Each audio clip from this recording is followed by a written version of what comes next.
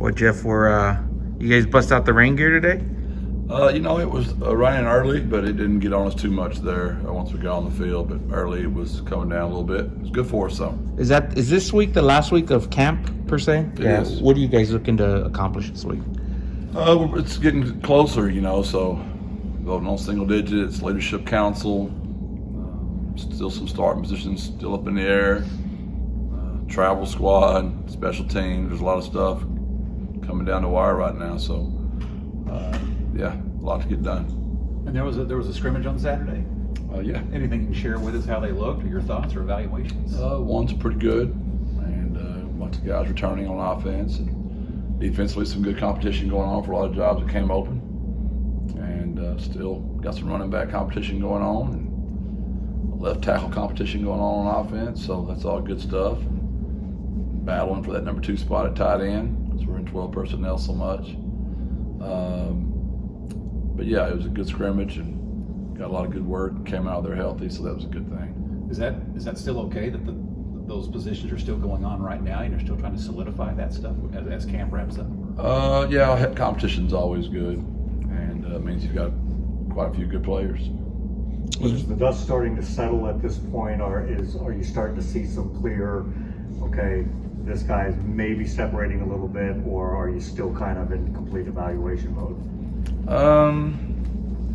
I'd say the dust is starting to, we at least know who those couple of kids are at each spot. So we're pretty close. And, in football, there's always somebody nicked up, and which is, as soon as you got your mind made up, that kid gets nicked up. The other guy goes out there, he does really good. Now you're back, oh gosh, is he the one?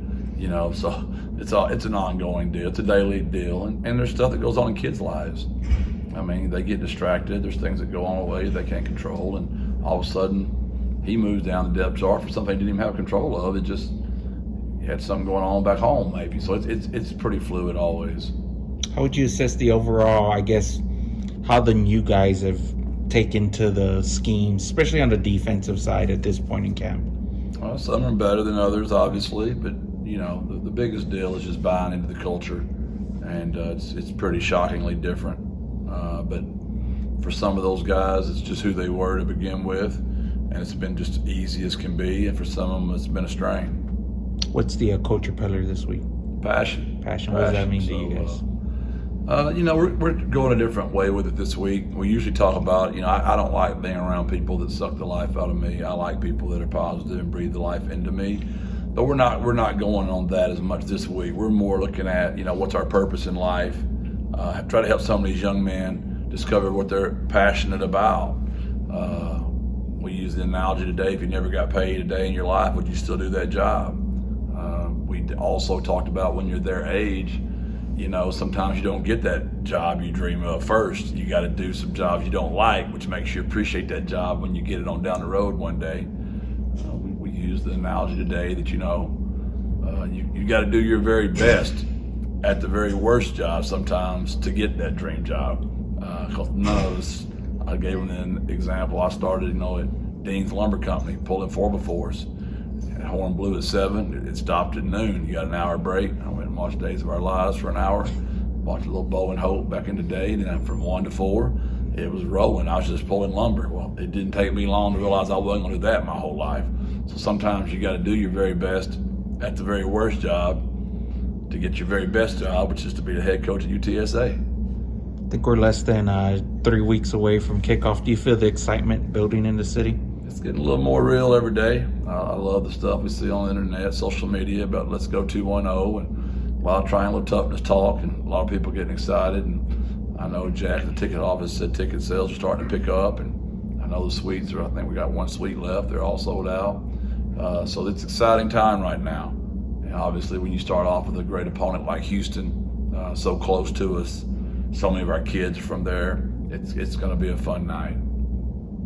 I know you're extremely busy at this point in time of the year, but did you get a chance to see any of your, for lack of a better term, your children this weekend in the NFL? We did Passion this week today, and I put Leroy on the cover on our front of it, and I snapped a picture of it, sent to him this morning. So we couldn't, be talking about Passion without talking about Leroy.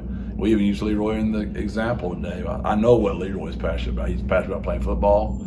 cooking and eating his food, right? So I know that's what his passion is, and I bet you Leroy's gonna play football and cook and eat one day. So yeah, we keep up with all of them. We show their plays. We're their biggest fans, right? They're representing the brand, everything they do. And I love hearing them talk.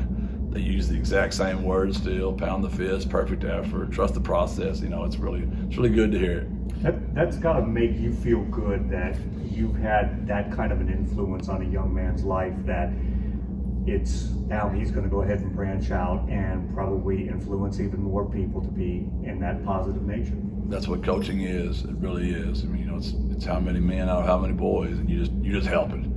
He's got good parents. It's not us, but we're just a part of it, and it takes a village. And the more of us that are speaking the same language, it's easier on children, right, or young men.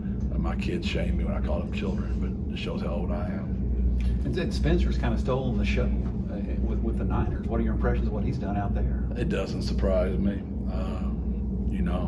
He even got his own saying now. I think it was barbecue and mildew. I kind of like that. Spencer, I'm going to add that. I'm going to add that to the culture pillars.